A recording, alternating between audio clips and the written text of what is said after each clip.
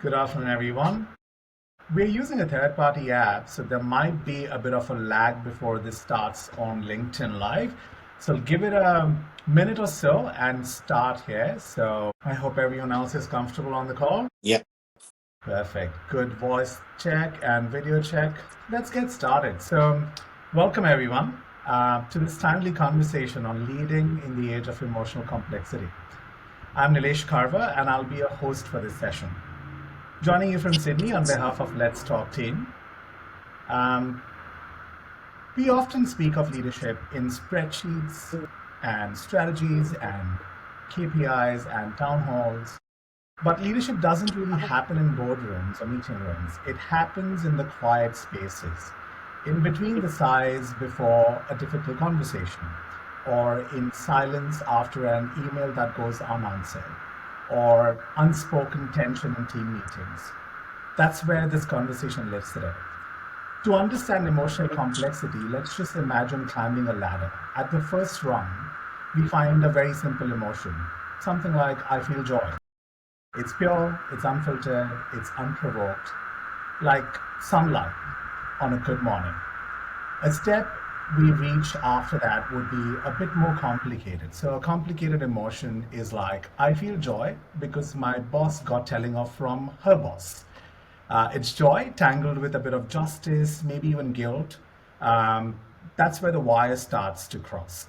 And third comes the last rung. It's like the weather system of self. Complex emotions are very tough to navigate. So, where we feel joy, shame, grief, maybe relief, all at once, all valid, all confusing. Not because one event kind of triggered it, because life did. This is not a glitch. This is a very human condition. So, emotional complexity is not a soft skill that one can teach, learn, or talk about, but it's a system of reality. So, to untangle this mess for or navigate this very complex landscape of emotions, we are here today to not necessarily simplify it, but to honor this complexity, to name it, maybe hold it up to the light, and maybe, if we are brave, see ourselves in this conversation. So, with that, let me introduce you to the brilliant minds that are joining us on the panel today. Each one of them, no stranger to the terrain, especially emotional complexity, and each one of them is here to help us make sense of this mess without cleaning it up too quickly. So we have Sujata Deshmukh. She's the founder and CEO of Total Consulting. She has been in this profession for over 2 decades, a stellar number of 400 odd organizations that she has worked with. And she brings a rare lens of strategic, empathetic, and deeply human perspective to this work. What stood out for me from her bio was how she identifies with specific archetypes, and they stood out for me because generally, when you talk of archetypes, you go into Jungian territory, right? And you get Western references, but her references are very Indian. So, Shrujani, which is the creator, Sutradhar, which is a storyteller, and Connector, like a and Sherpa, like a trusted guide. She's an alum of XLRI. Sujata is steady force for space and need both inside and heart. So, Sujata, in your work, helping leaders navigate change, how do you distinguish between emotional intelligence and emotional complexity? And where do leaders often go wrong? Thank you very much, Nilesh, for asking me such an interesting question. Emotional intelligence is talked about and understood fairly a lot these days. So it's basically understanding myself, understanding others, and because of that and that empathy, I know how to regulate it. So emotional intelligence is picking up cues in a room, trying to understand what someone is saying but not saying, and modifying one's response to it. Emotional complexity, I wouldn't call it a continuum of that, but it is a bit like multiple emotions coming together, and I will use three examples to illustrate it instead of using psychological words.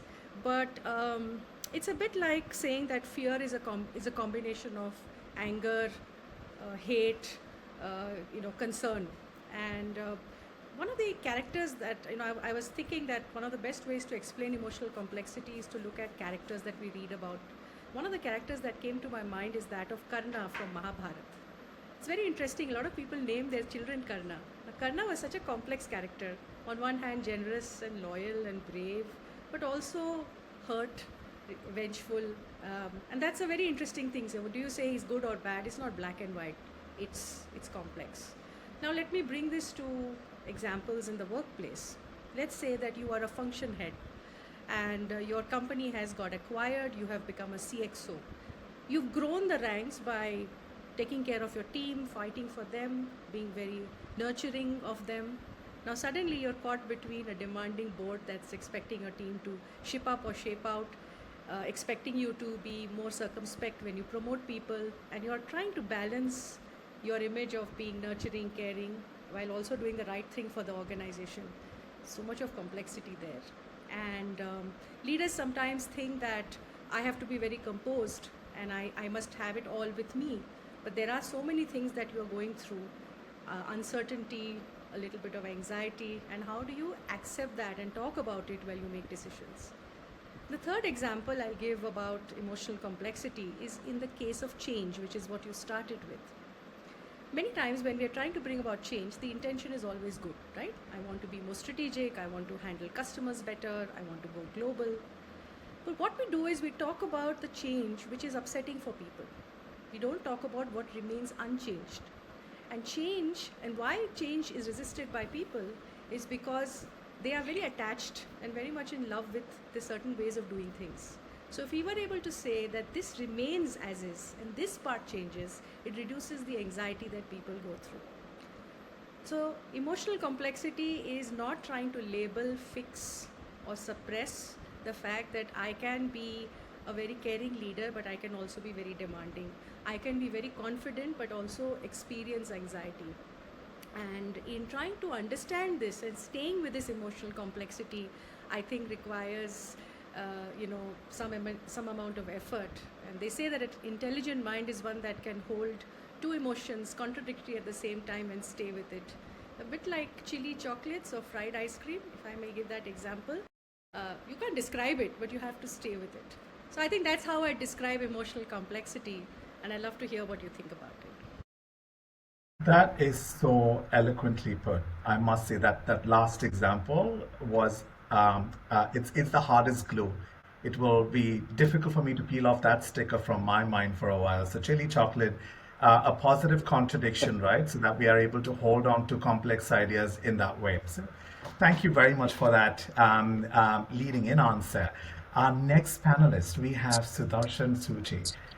He is Chief Great. Development Officer with Reliance Foundation. So, Sudarshan, your bio again stood out for me. It's like one of those rare leaders whose resumes read like a journey uh, through Indian social conscience, if I could say it that way. With close to 4 decades in almost every sector, you worked everywhere from dairy cooperatives to child rights to biofuels to boardrooms. Now, Chief Development Officer at Reliance Foundation. You describe yourself as an ER. Let me elaborate. You've written a thinker, a doer, a listener. I would love to make a composite definition, and then it's like, companion of messy, meaningful business change. So, in your role, uh, just walk us through what do you observe about how emotional complexity shows up in mission-driven organization? Yeah, thank you. To talk of emotional intelligence in 2025 is perhaps the best time when we are also talking about artificial intelligence. So, what makes human intelligence so relevant is this emotional quotient, is the complexity of emotional context and how many manifestation it has. And when I see our work, the work in the social sector, it's not about activities, but it's more about relationships and human being. So this creates infinite variables. Our work is with rural marginal communities. Every day has 100 complexities for them to survive, just to survive. And we would in our organizational plans be talking about 1 year, 3 year, 5 year, and 10 year plans. And an average family with whom we work is wondering where the next day's food is going to come from. Is education a certainty? Will it rain or not? If it rains, will it break the roof of our house, or will the road break down? If it doesn't rain, will it kind of harm our farming? Whatever can go wrong goes wrong.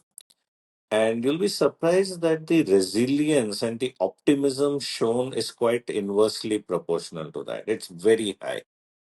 And what I experience, and you asked me about mission driven organizations. We are mission driven in our commitment to eradicate poverty or banish it to museums.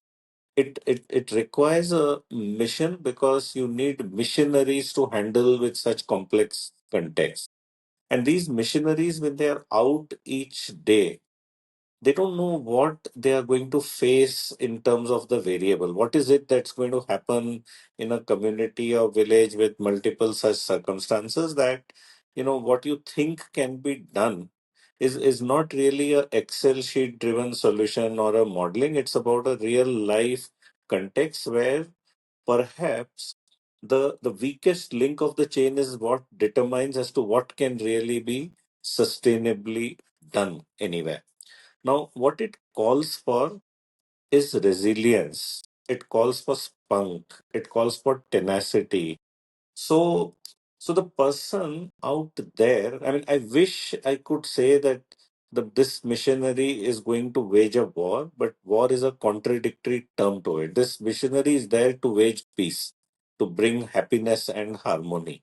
And therefore, leadership is not about looking superhuman or something. It's about being willing to be vulnerable, being willing to embrace situational leadership, things which develop then, there, and there. And I think taking responsibility, that's what defines this entire context. And taking responsibility not in the sense of blaming yourself, but framing a positivity that you are a part of a solution. You've chosen to be part of a solution, and therefore you will raise up. Every time you fall down, you have a choice to blame, write off, or something, but not for missionaries. We've got to get up and engage and find newer mechanisms, ways, and reasons to do, because in front of us is a whole community whose positivism, like I said, is inversely proportional to the situations they live in. So ours, becomes hardly anything in that. What can go wrong? I mean, I wake up every day knowing where my food is going to come from, where my health is being taken care of, transport, whatever else. And I'm here with a community, with a whole set of people. Next are so this is the blend, and I would put it this way, that this is what gives energy. This is what gives hope. And this is what gives a meaning and a purpose. Yes, complex emotional context, but a lovely residual feeling at the end of it. Something like many people get out of long distance running or some other degree of difficulties which they accomplish, and they have this, the after effect, the dopamine effect of that. So yeah, uh, Nilesh, that's how I Thank look you. at it. Thank you, Sudarshan. Again, you touched upon so many important aspects of this topic. And what stood out for me is, again, linking it back to what Sujata mentioned earlier, contradiction, but you were looking at spunk and tenacity is its call for the day is what stood out to me. And instantly thought of one very evocative speech by Singapore's LKY, Lee Kuan Yew, where he's referred to as this benevolent dictator, right? He was very paternalistic in his approach to Mm. governance, but everything was done for the good of his people, and it was done in a specific way. Of course, there are going to be fans and people who might get triggered by this mention, but it just says like, it's a personality. Thank you for that. We have a third panelist, our very own founder of Let's Talk, and you have to help me pronounce the other venture you have. Is it not the Sujan, if I'm saying it right? Vivek Rana, thank you so much for joining us today. Um, Strategic business leader, 2 decades, not 2 years, 2 decades of experience across corporate strategy. You're an adjunct professor at MICA. Uh, you have worked with different stakeholders, different set of stakeholders across brand marketing, stakeholder engagement, public policy, global giants like Google, Amazon, Microsoft, Infosys. Um, what we would like to get from you today is what does it mean to lead others when own emotional terrain is still shifting? Great question, Nilesh. Beautiful and complex at the same time. But before I get started, I want to just reflect on a very interesting point Sujata made, right? Which was about the conversation with Karna, right, and how Karna held these things. It reminds me to one of my favorite movies, Maniratnam's magnum opus Nayagan, where the protagonist's 5-year-old child at the end of the film asks him, in Tamil I'll explain, he says, Ninga nallavara kettavara. He says, are you good or bad? And when I saw this 20 or 25 years ago, it made me ask this question, are we supposed to define the world we live in good or bad? Are these the only two sort of, ways to look at the world? So this question that you have is complex because of that. And I think over the years, the answer is clearly a no. One can't do that. And through my own journey, I think, if you really want to lead others when your own emotional terrain is sort of shifting and pulled under your feet, it is to reject the myth that leadership begins only when you're ready, right? Or when you're emotionally resilient. Because one often expects a leader to always have answers and be sort of stoic and stuff. But instead, I think this is an invitation to lead while you are becoming, right? So the inner work that isn't really a prerequisite to leadership. It is actually a parallel, everyday living journey, in my opinion. Because I think when the ground is shifting, you are more attuned to other people's instabilities. And that allows you to take a view not from the mountaintop, but from the middle of the storm, right? So then there's humility, there's presence, there's courage to say, listen, I don't know, I haven't figured all of this out, but I'm showing up. I'm here and I'll figure this out with you.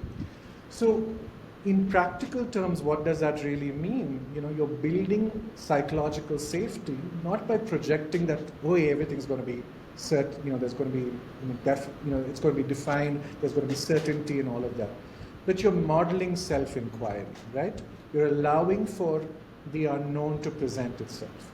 What you do also in this process is to create space for others to be real and refusing to sort of, perform in vulnerability. As Sudarshan also highlighted, right? The beauty of vulnerability is so powerful that we sometimes don't allow for that space where it can be expressed.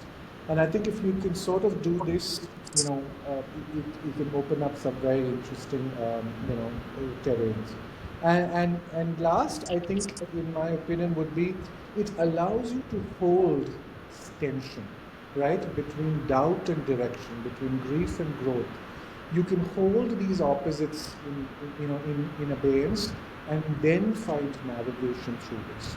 So for me, to sum all of this up, inner work isn't really about fixing yourself before stepping up, right? It's about just living, leading with deep respect and complexity for one's own self to begin with, which is very often, I think, in leadership ignored. And then ironically sort of building trust with everybody, allowing people to sort of feel like, hey, we can walk through this storm together. Just allow our eyes, ears, hearts to be open so we can find solutions to this. That's the way I'd look at it. Beautiful answer there, Vivek. Again, talking about binary there, and we were talking about um, emotions being content and not necessarily boxed, which Sujata mentioned earlier on. Um, it's a thing. What I'm trying to reflect on is that yes, what Sudarshan mentioned earlier, where we have like bills are paid, meals are on the table, life is organized. We don't have much to worry about, and a perspective is important that there are people that you work with don't necessarily have those things sorted, or they might have other things to worry about. Like survival is forefront for them, but that's what they say, right? Like the whole when survival is assured, you come back into this area where your internal voices start becoming more important. So if my internal terrain is shifting, how do I make sense of the world? So of course, not looking at leaders to constantly be the one who have all answers, but we also don't want, and we want those leaders to lean into their emotions, but also not so much where they actually become petulant leaders. We have a very good example of the global head who is very petulant, right? And their emotional day in the morning decides what kind of a day everyone else in the world is going to experience. But to stay on theme, let's come back to all of us, and this is open to either one of all of us. What if emotional friction we feel at work isn't noise but a signal? So, a quick round, each one of you. What do you think if you reflect on it in terms of emotions as signal, not noise? Sujata, do you want to lead in with Okay, your response to this? okay. Um, I think the comments that take place, I always joke after my workshops that the real conversation happens in the washroom. Men talk. I can often hear it because the women's washroom is next door or in corridors. So a lot of what I feel about something is expressed in the ways of signals, and I'll give you an example. I was, working with the leadership team of a large global organization, and leaders had come down from Singapore, US, and India. And the CEO was sitting next to me and saying, "Oh, we have spent so much of time on strategy, and everyone's aligned." And I said, "You know what? I don't think that's the case from what I'm hearing." He said, "What do you mean? I've spent a year on this." I said, "Okay, let's do an experiment. Okay, I'm going to ask everyone on a sheet of paper to write down the top 3 priorities." So we collected all of them anonymously, and the CEO opened. And as I saw him opening it, his face became red. And he stood up and he said in Hindi, I'll translate. He said, "Aaj main hil gaya hu," which means I am shaken up. And then he expressed his, and he said, "Why are you people not, you're saying something, but you're not saying something?" And because I am the outsider, I can see it in the conversation. So often we agree on the goal, but we don't agree on how we're going to get the goal. I think that's the number one issue. And it comes out in the form of emotional signals. So, one practical tip I give organizations, let's take the case of two teams. One that only speaks about what's good and never talks about what's uncomfortable. And then you have the other team that's always finding fault and moaning. I said, in all your meetings, you're going, for the team that are always saying good things, I'm going to ask you to talk about what makes you uncomfortable, because you have to do it one by one, like the talking stick. And for the team that's always moaning and groaning and saying why it can't be done, I'll say you have to speak about what is good, because then you're providing a structure to ensure that the emotions come out regardless of which type you fall in.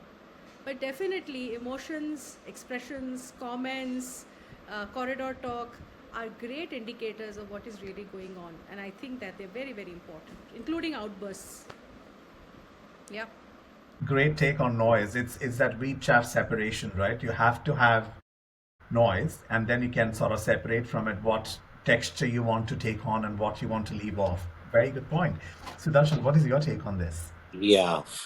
So, quite often I put the analogy of a typical Indian tea, and the ingredients are water, milk, sugar, tea leaf, ginger, cardamom, whatever. You can make it in many different ways with the same ingredients. What you put first, in what proportion, what you put to boil, whether you get sugar to boil first or you get ginger to boil first, the outcomes are quite different, in each context. It will taste slightly differently, the same tea, same context. What's similar is uh, I feel that these spaces are not, things don't happen one off.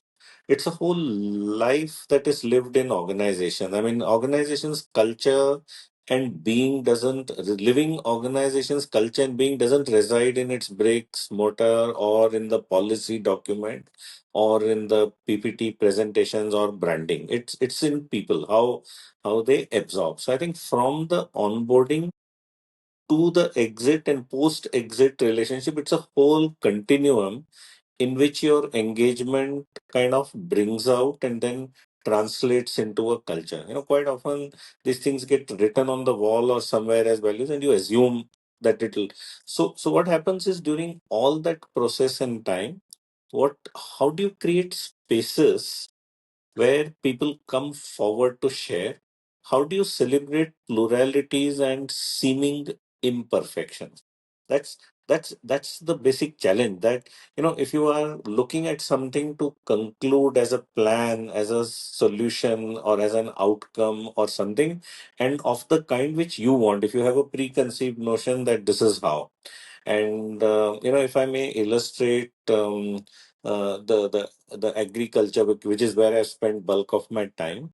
So in supermarkets, you do prefer now uniform looking bananas, all looking yellow, perfect, same size shape, uniform looking apples, all again looking perfect, polished, uniform looking capsicum. Consequences, all the three taste alike almost. If you so if you develop an appetite for that kind of image, then what you do is you kill exactly what, Nilesh, you were asking me about: the emotional context, the variable, the imperfection. And if you do that, then you will have bananas looking different shape, not so smart, with dots, without dot, twisted and turned apple, and they would all taste beautiful. They would have their own original flavor and you use. So that plurality, to celebrate chaos, and to bring a method, or being willing to look at that as a method, is what makes an organization a living organization, and it takes you to a different horizon, and it still takes you where you wanted to go with much more ease and grace and pleasure, because everybody belongs, and it's that journey which is to be celebrated. I think it I mean, I'm saying it with ease, but it doesn't come. But I also go through this spike sometime. You want to, I mean, you decided in your mind that this is how you got to get somewhere. The people who taught me most, incidentally, are my children, the two kids whom I brought up. Both are adults now, but every moment was a revelation. They were originals, they were different, and they would challenge me in 100 different ways to retain my love, affection, sense of humor, ability to laugh, and embrace plurality. And I felt if I could do it there, then it can be practiced as a way of life anywhere, even in organizations. So I think, yeah, that's the part which makes it tick. You very brilliantly answered my next question, which was lined up for you, but I'm going to pose it to Vivek. So maybe mix the two, of course, looking at emotional friction at work, not necessarily as a noise, but a signal, but reflect on this aspect of it. What emotional undercurrents run through your team right now that no one has named, but everybody feels? So it's the same question with a different dimension. Um, how do we deal with this friction? Because we all can feel the texture of the friction sometimes, but we are either lacking courage to sort of lean into it, or we think that if we go and ask these questions, it might just ruffle some feathers. So yeah, if you could reflect on that for us. Lovely question, Nilesh. I think it's such an important question because I think it also has its roots in the way a leader evolves with time, right? Because if you've not done the inner work, which is your first question, right? I think you find it very difficult to hold space for emotional friction. And very often it gets framed as resistance, inefficiency, distraction, all of that. But as we've been talking and we heard some great examples around it, right? It can be a fantastic signaling tool for you to really understand what is being strained, what is being misaligned, and all of that.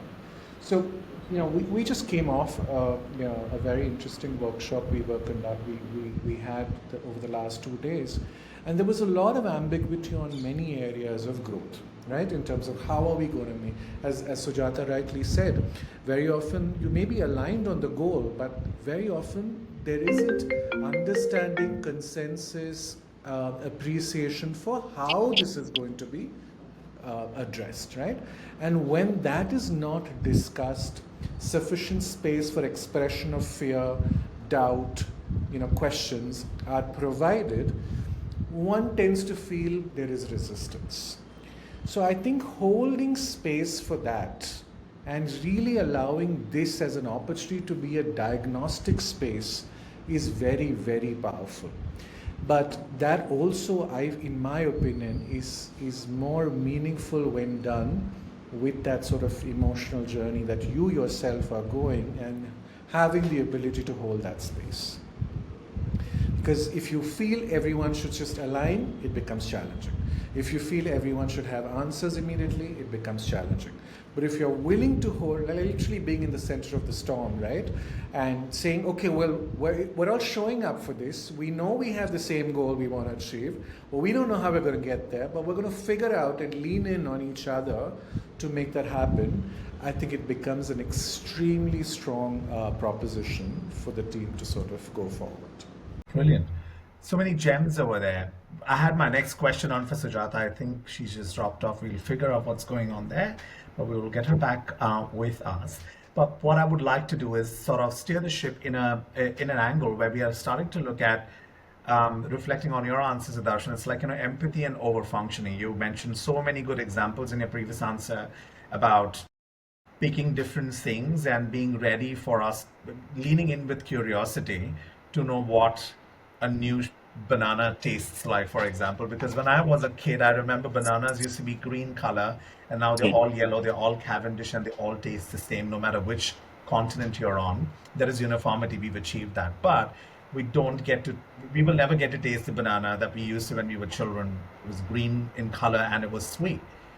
So if you were to reflect on that analogy and say that, you know what, okay, if empathy versus emotional functionality is an aspect in emotional complexity, who is allowed to show emotion at work and who isn't? How do power, gender, background quietly shape? So I think I would first of all not look at it as this versus that, you know, and it's more a being self. So I think vulnerability is most essential, and vulnerability of leaders is very essential. And I think in organization, in the work environment, what is necessary is emotions and vulnerability if can be separated from a context of power. So what I mean is that at leadership level, the power over should be surrendered, as that not being the prevailing prerogative for bringing emotion. Instead of that, it's power with and power within as a context which should, bring the emotions. And I would say emotions are essential. I mean, quite often people would ask whether you are not being a professional if you are being emotional. I think at least in social sector where everything is about empathy and relationship, if emotions are not there, your first question to me was about missionaries and mission.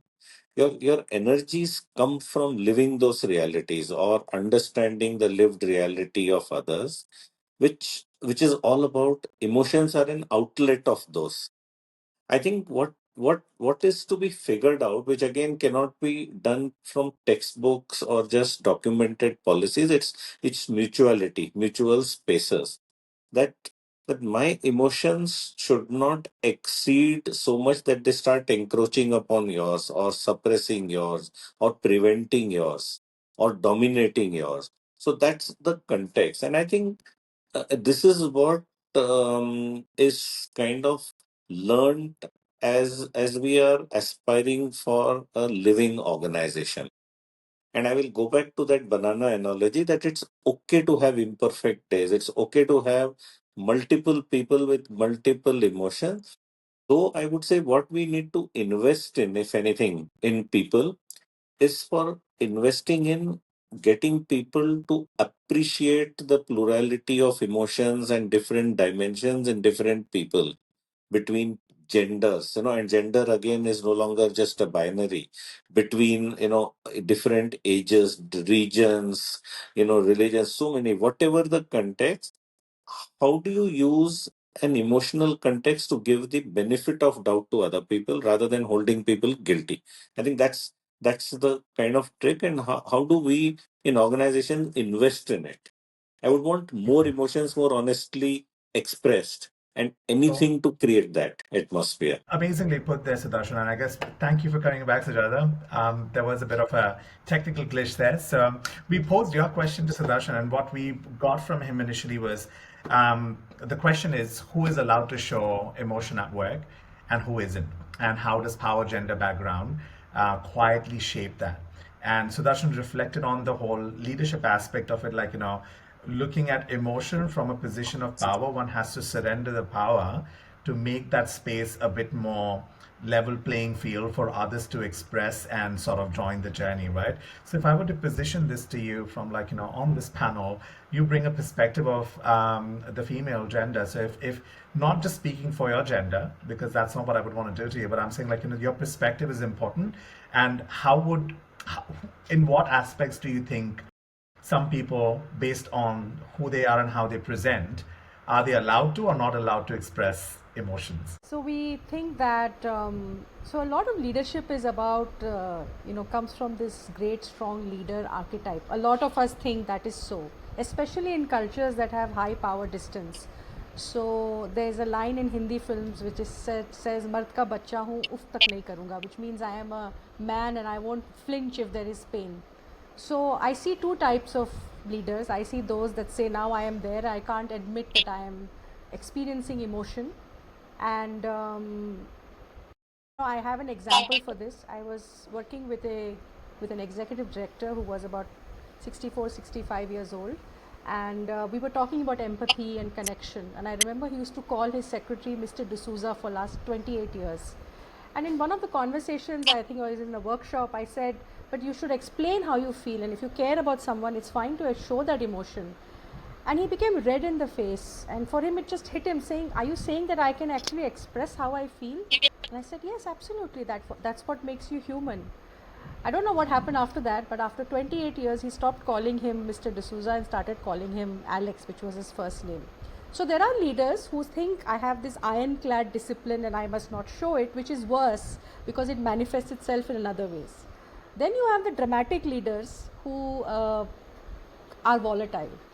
I remember one of my mentors, he used to be very strong tempered and emotional, but he had so much of awareness that he would come to office and say, I'm not in a great mood today, please don't talk to me. So we all stayed away. And after 3 hours, he'd say, I'm fine now, you can come and talk to me. When it comes to women, I have this unique experience that many times when I have conversations with both men and women, they express emotions. Sometimes the men express tears. So the emotions are all there. Women express the emotion more easily and process it better. But the moment a person has to give a feedback to a woman, one of the first things many people say is that, oh my God, she's going to start crying and I'm going to be so uncomfortable about it. I think showing emotion is a sign. I don't know why we are so uncomfortable about it. So when someone starts to weep in a room, in a workshop or in a meeting, everybody is rushing to give them water and tissues, which is a very American way of, get yourself together. And I always stop them saying, let the tears flow. But I would say that women who are aspiring to reach the top somehow think that if I demonstrate emotions, I'll be thought of as being too feminine, too weak, and sometimes therefore they try to tone down that and pretend to be very matter of fact. But I think the whole point is if the group ahead of you is able to see how you're processing that emotion, saying, I think I'm a little overcome, just give me a couple of minutes and I'll come back. I think they respect that a lot. But yes, there are people who say, I can't handle a female boss, she's going to throw tantrums, or she's going to be irritable if her kid's not well, or she's going to get emotional and cry if I say something to her. So there are stereotypes that are there. But let me tell you, everybody is equally emotional. We are all struggling how to process it. Sometimes I get emotional when I'm seeing someone else. So it's mixed actually. We are emotional people as Indians. We feel strongly. We have, traditionally, we have a very different way of expressing ourselves. I don't know why we are trying to conform to European and American ways of expressing ourselves so formally. Personally, I think that's one of the things that sucks the life out of people in corporates. As long as there is respect and there are boundaries, I think emotions should be expressed. And leaders who are emotionally intelligent and who understand emotional complexity are able to carry all personalities together. Long answer, but I don't know if it answered the question. In many ways, it did, and you had like three answers right there for one question, which was amazing. Because you can see all our faces just lighting up because a lot of examples you mentioned were like hitting hard and hitting home because it is that it is complex. Expression of emotion sometimes can be like, I was surprised when you mentioned the person, a leader, wasn't surprised. They like, am I allowed to express emotions? My father had once said that because he did not want to compromise being perceived as a leader. Like, leaders don't express emotions. That's it. If I express emotion here, this person will forever take me for granted. He used to run a garage, so of course, different kinds of people he used to deal with. But for him, it was very important to be appearing stern and taskmaster, right? And he couldn't, that was non-negotiable for him.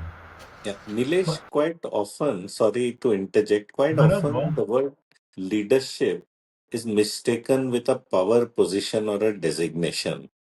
And it's that, it's the designation, role, power, or something which people perceive has to be perfect, strong, bold, whatever, beautiful, everything. I think leadership is all contrary to that. I mean, it's about letting go of power and being human. I mean, to be, so I think this is where management schools have done great injustice to us. And like Sujata was saying, also, I would tend to agree. I mean, I'm not sure whether how many would that a Western context or a Northern, I mean, has has also further dominated that. But I think, I mean, leadership is all about being able to be you, be emotional, and be spontaneous, and be vulnerable. And And yeah, so apologize I when you agree. have an outburst yeah, and say, I'm yeah, sorry, Yeah. I had an outburst, I'm better now, let's yeah, get back to it. That's yeah, what we are, no? Real and human. yeah, yeah, Sentient beings, the primal animals. Anyone who is a firstborn, and if you have younger siblings, would not think of leadership as a position of power.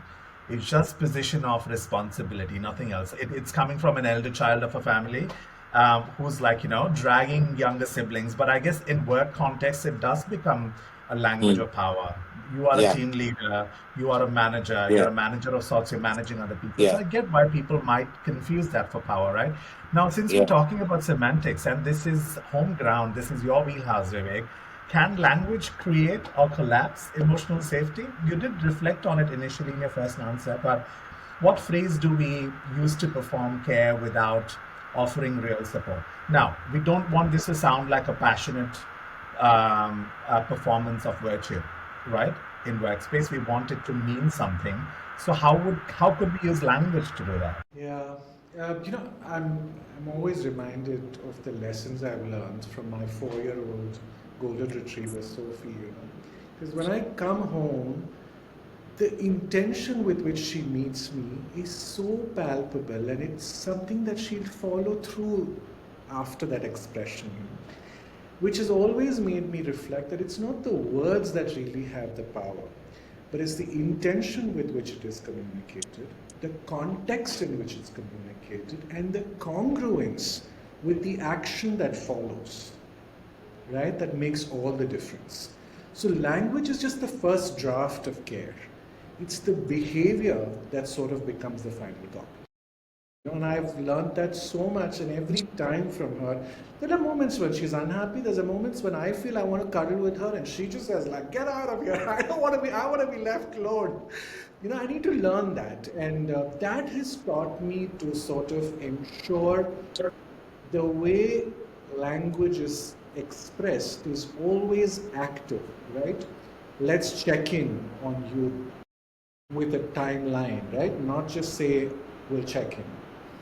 It's grounded, right? So that it really means something. It's reciprocal, which means you've heard, you've acknowledged, and you've responded, right? And then I think to the point that Sujata made, right? Boundaries need to be laid, but lay those boundaries with a lot of warmth.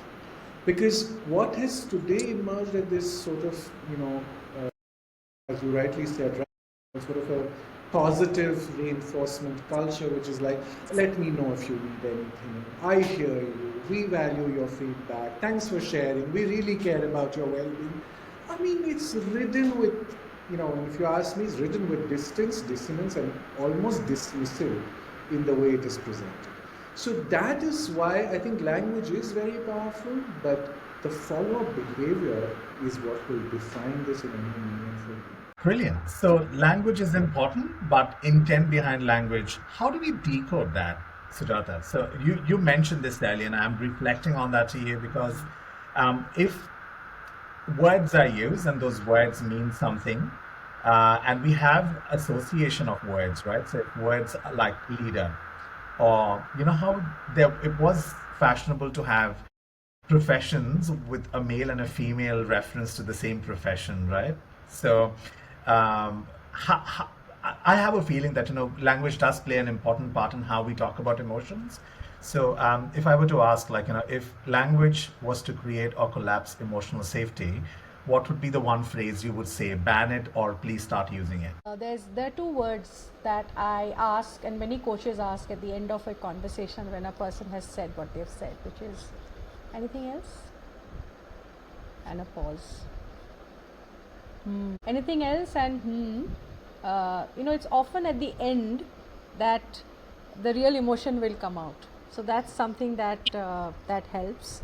And phrases like "I hear you" and all those formulae that people use just are so off-putting. We are not a formal culture. We don't look at when people express grief. We don't go and say, "I'm so sorry to hear this." We weep with them, we hold them. And I think being real is really, really important. So anything else and a pause helps. And one of the exercises we use is we ask people when they're talking about context to do an exercise called GLADS, SADS and MADS. And we say GLAD is what makes you happy, SAD is what makes you concerned, MAD is what makes you frustrated. And we allow them to do that in groups, and then each table shares it. So it is not associated with how I feel, but this is how we feel. And I always find they always laugh at the table. I said, "Are you laughing at the GLADs or at the MADs?" They say, "We're laughing at both." So that opportunity to express without judgment and being identified it creates a sense of relief, and that allows us to express it. So sometimes I think English is also limiting. There are certain things I say, he said something in Tamil, I said something in Hindi. Sometimes using a certain phrase makes it much more real than being very Western and formal. So I have nothing against being Western or formal, but I'm saying sometimes with emotions, when you're really angry, you curse in your language, right? So we're a multilingual society. Like most of us speak at least two languages, if not three. Yeah. So, and we are good at code switching as well. So we understand humor delivered in a specific language with a specific meaning, right? So the moment you said anything else and pause had a different reference for me. For me, it was like, someone is very eager to close the conversation. That's where I got it from. But for you, it was more reflective to say anything else and then pause and hold that person accountable to that pause, which kind of elicits more responses. So I get that. It's like a waitress saying, "Anything else? Do you want some iced tea?" Yeah, with anything this? else, anything else, Yeah. anything else. And I'm like, oh, I can't laundry list all my problems to you. You don't have answers for it. How are you going to help me? I have a question for you, and I was going to ask you. You would definitely reflect on it, but my next question is like, because you speak of the divide between urban and rural, because you switch between two codes so easily, Sudarshan. It's that how do we create emotional openness in a culture where silence is still a strength for certain things or certain people. So try to bridge that gap for us. Yeah. So I think first I want to, share my context around this about language and vocabulary. I think language and vocabulary are mean, and if you're especially talking about leadership and relationship with emotions and emotional context, I think I would expect leaders to go beyond languages, words, and moments. I mean, you relate to people, you understand people, and it's the vibes, it's the intent, it's the background, it's the context. You have multitude of those contexts in which the meaning should land, and language should become incidental or the smallest part Right. of it, and not the predominant driving part of it. And from there, if I go to the second part, Nilesh, which is related in some ways, even our teams and various people for whom English is not the first language, sometimes something simple as when they mean to say that that was a very hard thing, they may use the word harsh, thinking that they're saying hard. I mean, it's just an example I'm giving. So do I draw conclusions based on the word, or do I draw, first of all, I should avoid drawing conclusions, and should I draw it, I should use a whole context in which something is happening to do that. In when you say in rural context, it's there are three things that happen, or rather, there is a lack of happening, and the whole work is around that. This is, first is identity, and second is agency, and then it happens to the voice. I mean, the voice is the last expression. People, living in fringes or in margins are struggling with an identity, and who am I, and what is it? I mean, am I fit enough to come to this meeting? Are my clothes worthy enough, or the lack of it? Or will I be something smart, or will I be saying? And sometimes what happens is, when you go as a professional and from somewhere outside on descend on a parachute, you, instead of being missionaries, you could be, somebody who's overtaken by your own capabilities, and therefore your your listening pores are probably closed. So so the whole engagement is about lowering your center of gravity, creating that environment and space where things will come. Now, what also it means, there are multiple facets to it. So if you go with an agenda, then you've already put boundaries.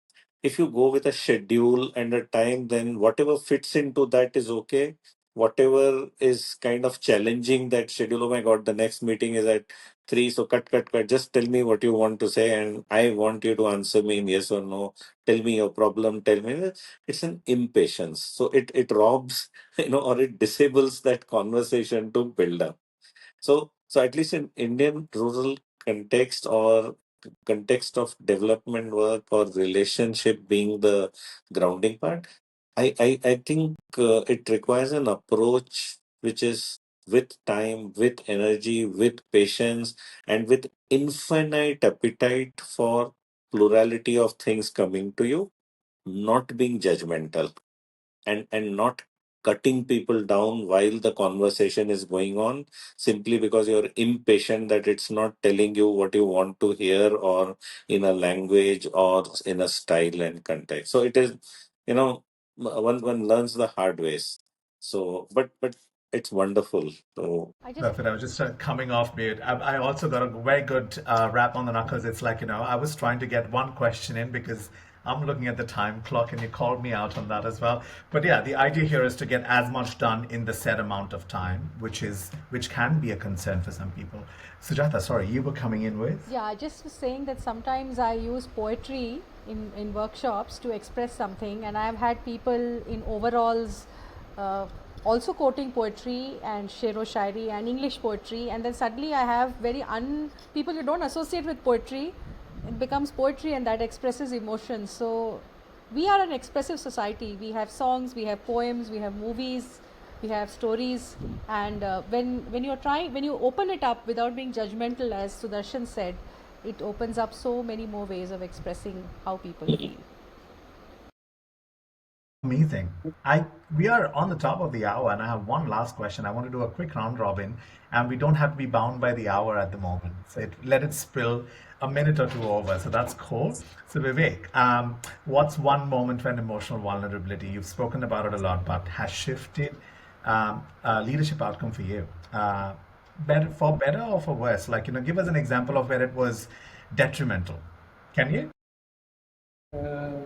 With me specifically, or maybe in a Or situation? something that you've observed. It doesn't have to be personally experienced by you or created by you. I can't think of a detrimental one, Nilesh, right off the bat. All right, that is a note for the other two. Think of something that was for worse. So Vivek, go with the positive. Lead us in. I was working with a very young CEO once, and we were preparing her for a crisis debrief because there were a lot of layoffs that were happening within the organization and stuff. And obviously, she was visibly shaken. She was young as well, right? So she was preparing for all of that. So we'd done all the messaging. We'd sort of done, the curation of how we're going to say as we spoke. The language was refined and the behavior was spotlighted and all of that. But, what really stood out for me when she came onto the stage, she says, I know I'm supposed to say the right things today, but I feel responsible I have to, but I don't know what I should say. I feel tremendously uncertain, but I'm also committed to find a solution to this, right? So I'm here showing up just to listen to what you guys have to say. I may not be able to fix it immediately, but I want to sort of understand how we can work through this. It was just like, I think about, 60 seconds in which he said this, but you could feel the energy in the room shift. Everyone who initially was thinking this is going to be an attack on their security felt maybe we had a role to play in finding a solution here, right? And what we saw was, a sudden sense of ownership. It was not obligation for sure. I want to call that out, but it was a sudden sense of ownership that came, saying this is a problem that we all can sort of solve for. So I think the vulnerability she displayed in that opening statement allowed people to feel this is a shared objective for us, and we can be in this together to solve for it. That really stood with me, and still stays with me as a very, very lovely example of expressing that. Perfect. Thank you for that one, Vivek. Sujata, do you want to take us in with the next example if you have one? Yes. Many years ago, I think about 15 years ago, I was trying to get a team to come together, rally together, step up and deliver. Senior team. And I remember they did a really bad job in their presentation and preparation. And I remember using some very strong words, and I was rather blunt. And everyone looked at me shocked, and some of them really felt very bad about it. And perhaps being young and enthusiastic, I thought I could say it the way it is, and they'd really appreciate it. And that taught me a very big lesson. I still remember that scene, and it taught me a very big lesson that in a group, expressing how you really feel authentically can sometimes be difficult for people to take, and therefore you need to do a lot more sidebars. And I started using humor, so it's like medicine. I started using humor, so I'm saying exactly what I have to say, but I'm using humor and sometimes talking about my own vulnerabilities while doing that. But that was one incident, and I've been very careful ever since, I hope. I'm just going to add a small little tidbit to this. The power of pop culture is so strong. Right? When I was talking to the CEO afterwards, like, how did you really call on that moment? It was a very funny reference. I had watched this movie Hum Hai Rahi Pyar Ke along with my kids over the weekend. And there's a scene in this movie where Amir Khan goes to his employees and says, we're in really terrible losses. I need you guys to stand up. She said, that moment played in my head. I said, maybe that's how I should do this. So why it was important for me was, it's not this great philosophy that's taught in some big B school or some great theory that we're employing, right? It's these lived experiences you see around us, and movies play such a big role in that, I feel, So it was a special moment.